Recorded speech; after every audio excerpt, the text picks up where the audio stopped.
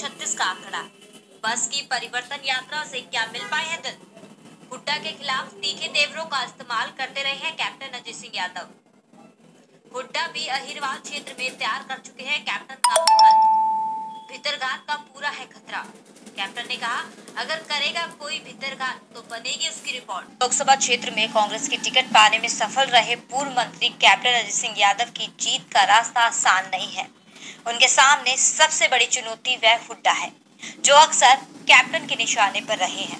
हुड्डा के खिलाफ लगातार तीखे तेवरों का इस्तेमाल करने वाले कैप्टन हालांकि मौके की नजाकत को देखते हुए पूरी तरह सरेंडर कर चुके हैं, लेकिन फिर भी पार्टी में भीतरघात की संभावनाओं से इनकार नहीं किया जा सकता। 2005 के विधानसभा चुनाव से पहले कैप्टन तत्कालीन कांग्रेस प्रदेश अध्यक्ष भजन लाल के खेमे में शामिल थे।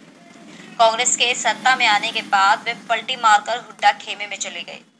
साल 2009 के विधानसभा चुनावों में एक बार फिर से कांग्रेस सत्ता में आई तो लगातार 6 बार चुनाव जीतने वाले कैप्टन अजय सिंह यादव को हुड्डा ने वित्त मंत्री बना दिया था। कुछ समय तक वो सब कुछ ठीक चलता रहा, लेकिन कुछ समय बाद ही कैप्टन ने अपने ही सीएम के खिलाफ विरोध के सवाल मुखर करने शुरू कर दिए। हुड्डा ने कैप्टन को सबक सिखाने के लिए उनसे वित्त विभाग छीन लिया। इसके बाद कैप्टन पूरी तरह बौखला गए।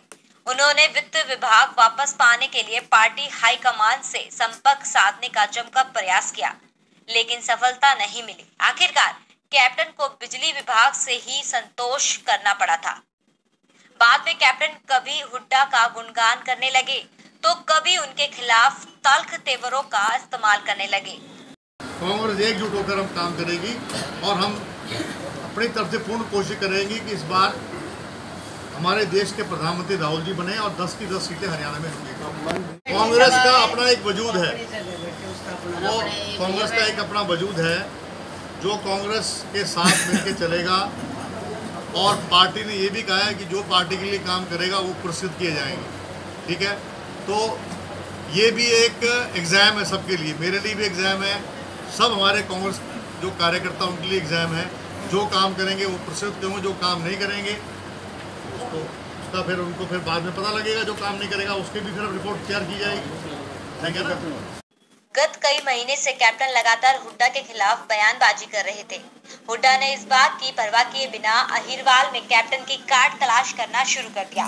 उन्होंने कैप्टन के ही करीबी रहे महावीर मसानी को रेवाड़ी में जहां अपने साथ जोड़ लिया तो बावल में पूर्व मंत्री जसवंत को गले लगा लिया। महावीर मसानी ने हुड्डा की कई सफल सभाएं कराने में कामयाब रहे। हुड्डा समर्थक राव दान सिंह पहले ही कैप्टन से दूरी बनाए हुए हैं, क्योंकि CLU को लेकर वे कई बार उन पे निशाना साधते रहे। गुरुग्राम से पिछला चुनाव लड़ चुके राव धर्मपाल की भी कैप्टन के साथ पटरी नहीं बैठ पा रही है। नूह में आफ्ताब हुड्डा के खास माने जाते हैं। पूर्व CM होने के नाते हुड्डा का पूरे गुरुग्राम लोकसभा क्षेत्र में व्यापक जनाधार माना जा सकता है।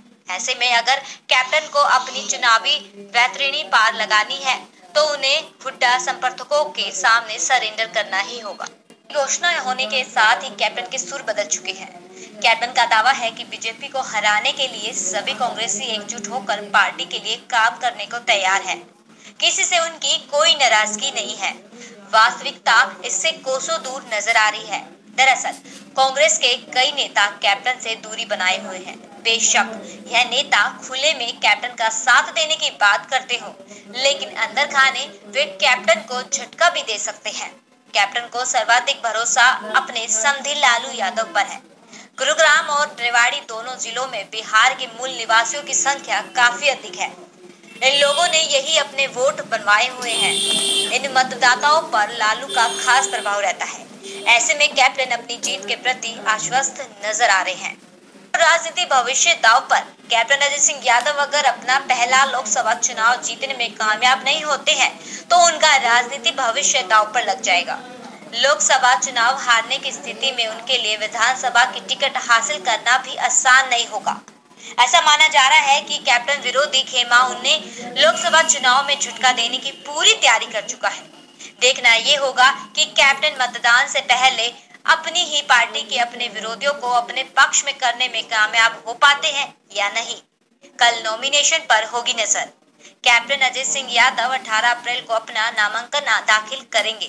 उनका दावा है कि नामांकन के दौरान पार्टी के सभी वरिष्ठ नेता नामांकन के समय उनके साथ होंगे। मेरे पिता कांग्रेस स्वर्गीय राव सूत्रों अभय के सिंह जी अनुसार कैप्टन के 1952 नामांकन के समय कई कांग्रेसी नेता आप किसी लोगों न की किसी सेवा में थे। बहाने नदारद रह सकते हैं। कांग्रेस और के प्रदेश सेवा भाव से सब प्रवक्ता कुछ मिलता वंदना है। पोपली ने ऐन मौके पर मेरे जो दादा कांग्रेस थे, छोड़कर बीजेपी में शामिल होने के वो लोगों बाद की सेवा करते थे। रेवाड़ी में कांग्रेस को झटका लग चुका है। जब अब कोई घर में नॉमिनेशन आता बनी था है